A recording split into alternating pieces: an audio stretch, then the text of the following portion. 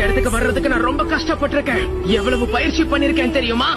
பலசாலி ஆகணுங்கிற ஒரே குறிக்கோளோட தனியாகி இருந்து பயிற்சிக்கு எடுத்திருக்கேன். என் கனவு நினைவாகணும். அப்படி நடக்கிற வரைக்கும் முயற்சியை கைவிட மாட்டேன். யாருடைய தயவுலையும் வாழ்றது எனக்கு பிடிக்காது.